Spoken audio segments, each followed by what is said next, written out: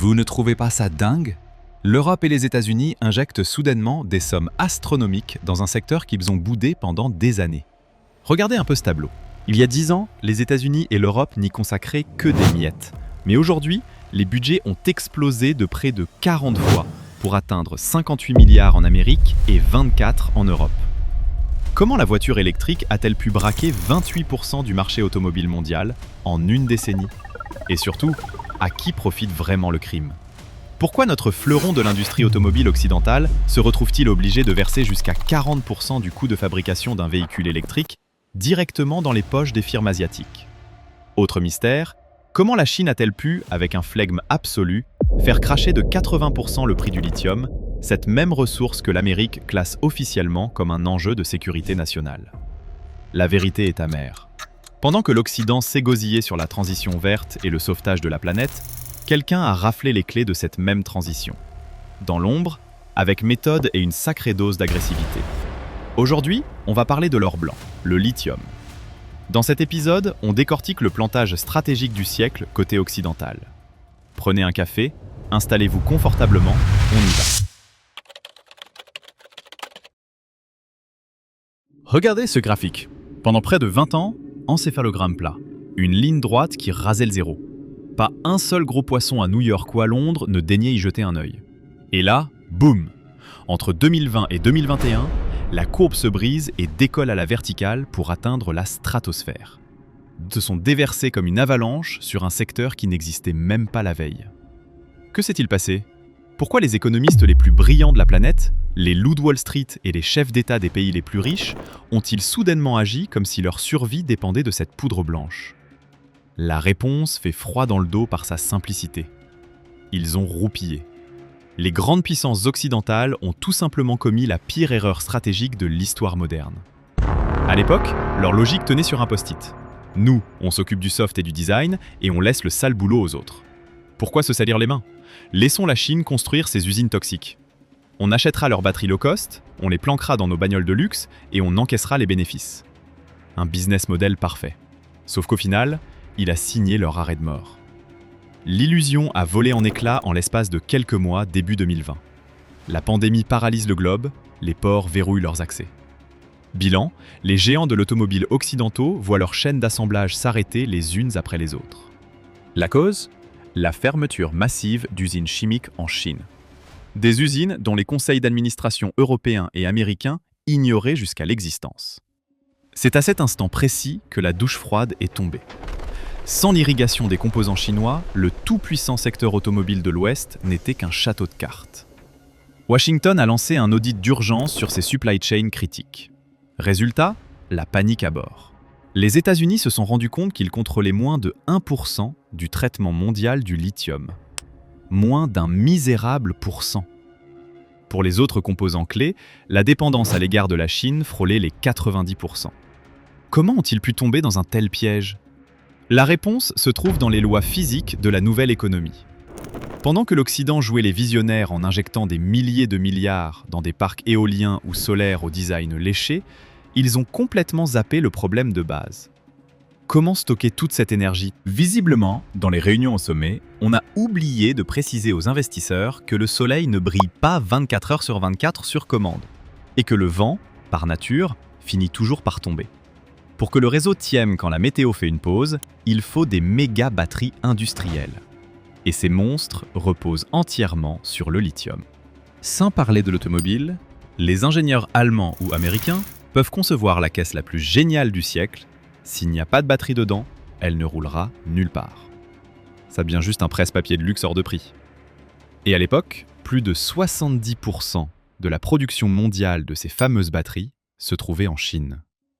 Les Occidentaux pensaient vraiment pouvoir hacker le système. Ils s'imaginaient griller les étapes industrielles pour atterrir directement dans une économie verte immaculée. Sauf que la Chine a vu bien plus loin. Pékin avait intégré la règle d'or de la transition énergétique. Pour bâtir un avenir propre, il faut d'abord plonger les deux mains dans le cambouis. C'est là que le jeu a pris une tournure brutale. Comprenant que le train était non seulement parti, mais qu'il filait à toute vitesse vers le terminus, l'Occident a enclenché le mode panique financière. Ça a été tellement extrême que Joe Biden a dépoussiéré une loi de la guerre froide. Il a officiellement mis le lithium, le cobalt et le graphite au même niveau stratégique que la production de missiles ou de chars blindés. Avec ce texte, la Maison-Blanche a pu orienter de force les capitaux vers des filières vitales pour la sécurité nationale. Washington s'est mis à balancer de l'argent par les fenêtres façon monnaie hélicoptère. L'Europe n'était pas en reste. Traumatisée en 2022 par la crise énergétique, elle a aussi cédé à la panique. Et c'est là qu'on touche à l'ironie absolue. Les écolos avaient beau se coller les mains sur le bitume en pleurant, les technocrates de Bruxelles ont dû réécrire en urgence leur loi verte sacrée. L'écologie c'est sympa, mais quand l'économie joue sa peau, les principes sautent. La mort dans l'âme, on a dû autoriser l'ouverture de mines polluantes et d'usines chimiques dans nos propres jardins bien entretenus. Mais rattraper la Chine ne se fait pas d'un claquement de doigts. On ne peut pas juste balancer des valises de billets sur un problème en disant « Réglez-moi ça, vite fait, bien fait ». La métallurgie chimique, c'est une science d'une complexité inouïe. Ce n'est pas un kit Ikea. Pékin a passé ces 20 dernières années à former des bataillons d'ingénieurs chimistes et de techniciens ultra spécialisés dans les métaux de batterie. Pendant que l'Occident pondait de jolis pitch decks pour des startups, la Chine apprenait à dissoudre du minerai dans l'acide pour frôler la pureté chimique absolue. Aujourd'hui, l'Occident a le cash, il a l'ambition. Mais il y a un énorme bug. On n'a strictement personne pour concevoir et paramétrer ces fameuses usines. Le monopole sur le raffinage des métaux de batterie offre à la Chine le même poids géopolitique au XXIe siècle que celui des États-Unis et du Moyen-Orient à l'âge d'or du pétrole. Ce bouclier de lithium est précisément ce qui a permis à l'Empire du Milieu de lancer cette folle offensive sur le marché mondial de l'automobile. Une percée qui fait littéralement pleurer des larmes de sang aux constructeurs européens et américains. Jetez un œil à ce tableau. Il y a 10 ans, la part des véhicules électriques dans les ventes mondiales n'atteignait même pas les 1%. Vous vous rendez compte ? 99% des bagnoles vendues roulaient au carburant fossile. Aujourd'hui, cette part a grimpé à 28%. Mais le vrai coup de grâce est là. Fin 2025, plus de la moitié des véhicules électriques mondiaux seront chinois. Sur la dernière décennie, la Chine a bétonné son empire automobile. En face, les constructeurs historiques perdent du terrain à une vitesse foudroyante. Ce phénomène s'explique par un fait simple. Pékin a été le premier à piger la véritable valeur de cet or blanc. L'arme secrète du miracle automobile chinois tient en un mot, le prix. Un véhicule électrique chinois a plus de gueule, il roule plus loin et il coûte presque 2 fois moins cher que son équivalent européen. C'est quoi leur hack ? Le nerf de la guerre, c'est la batterie. C'est la pièce maîtresse d'un véhicule électrique, pesant jusqu'à 40% de la valeur totale de la voiture. Et sur ce terrain, il y a une règle implacable. Celui qui fixe le prix de la batterie tient tout le marché automobile mondial en laisse. Regardez bien ces chiffres. Voilà à quoi ressemble le hold-up de la Chine sur les différentes étapes de production. Vous captez le paradoxe ? La Chine extrait à peine un quart du lithium mondial. Vu comme ça, on se dit que ce n'est pas énorme, qu'il existe des plans B. Sauf qu'en réalité, il monopolise 70% de l'étape de raffinage. Le minerai brut qui sort d'Australie ou d'Afrique atterrit de toute façon dans les ports chinois. Pourquoi ? Parce qu'absolument personne d'autre sur la planète n'est capable de le purifier à l'échelle industrielle, à un tarif aussi écrasé et avec un tel niveau de qualité. Bilan des courses, les titans chinois comme BYD touchent leur batterie quasiment à prix coûtant. Ils se contentent de récupérer le lithium à l'usine d'à côté, dans leur propre province. Pendant ce temps, les géants occidentaux ont été rétrogradés au rang de simples monteurs de Lego. S'ils veulent sortir un véhicule électrique, ils soudent la tôle, fixent 2 sièges, vissent 4 roues et ils achètent le cœur technologique de la voiture à la Chine. Mécaniquement, près de 40% des coûts de production de chaque bagnole finissent direct dans les poches de l'Asie. Là, vous vous posez sûrement la question à 1 million. Pourquoi l'Europe et les États-Unis ne construisent pas tout simplement leurs propres usines chimiques ? Le hic, c'est que la purification chimique du lithium est un processus crade au possible, hyper toxique et ultra énergivore. Il faut calciner le minerai à plus de 1000 degrés Celsius, puis le diluer dans des cuves géantes d'acide sulfurique. Au passage, on génère des montagnes de déchets toxiques et on pompe des volumes d'eau douce délirants. Dans nos démocraties bardées de normes et de lobbies citoyens, il faut compter entre 5 et 10 ans pour passer des premiers croquis de l'usine ou de la mine à la sortie du premier lot de production.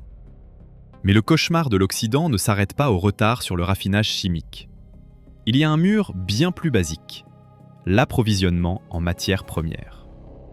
Le marché du lithium ne fonctionne pas du tout comme celui du pétrole ou du blé. Ce n'est pas open bar sur les marchés boursiers.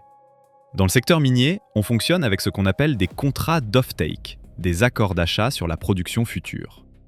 Pendant que l'Occident ronflait, les conglomérats chinois dopés aux lignes de crédit illimitées de l'État ont fait la tournée des plus grandes mines en Australie, en Afrique et en Amérique latine. Leur deal était imparable. On vous file le cash pour le développement tout de suite. En échange, on rafle 100% de ce que vous allez extraire sur les 10 prochaines années. Aujourd'hui, quand une usine allemande ou américaine se pointe pour acheter du lithium brut, la réponse claque « Désolé, tout ce qu'on va sortir de terre d'ici 2035 est déjà la propriété de la Chine ». Difficile d'acheter un produit qui physiquement n'existe même pas sur le marché libre. D'ailleurs, n'allez pas croire que Pékin va gentiment regarder les boîtes américaines courir après le train en marche. Ils l'ont démontré avec une brutalité rare en 2024, en torpillant délibérément le marché mondial du lithium de 80%. Dès que des firmes d'extraction indépendantes ont commencé à pointer le bout de leur nez au Canada, aux États-Unis et en Australie, la Chine a tout simplement appuyé sur le bouton rouge. Ils ont fait plonger les prix sous le seuil de rentabilité. De quoi tuer dans l'œuf tous ces projets émergents avec une froideur chirurgicale. Par ce krach boursier, Pékin a envoyé un message limpide au fond de Wall Street. Ne perdez même pas votre temps à miser sur les mines occidentales. Si vous le faites, on casse de nouveau les prix et vos milliards partiront en fumée. En clair, nous sommes face à un basculement sismique de l'économie mondiale. La Chine n'a pas seulement gagné la guerre des métaux de batterie, elle s'est taillé un monopole absolu, du trou dans le sol jusqu'au raffinage chimique ultra complexe. L'Occident crame aujourd'hui des centaines de milliards pour essayer de recoller au score. Mais combler un fossé technologique et humain de 20 ans en l'espace de 2 ou 3 ans, c'est physiquement impossible. La mise sous perfusion de l'industrie automobile occidentale par les supply chains asiatiques est un fait accompli pour les décennies à venir. Si cette analyse vous a plu et que vous voulez piger comment tourne vraiment l'économie globale, abonnez-vous à la chaîne et lâchez un gros pouce bleu. Dites-moi en commentaire, l'Occident a-t-il une chance de reprendre la couronne ou la messe est-elle définitivement dite ? Merci d'avoir regardé et à la prochaine.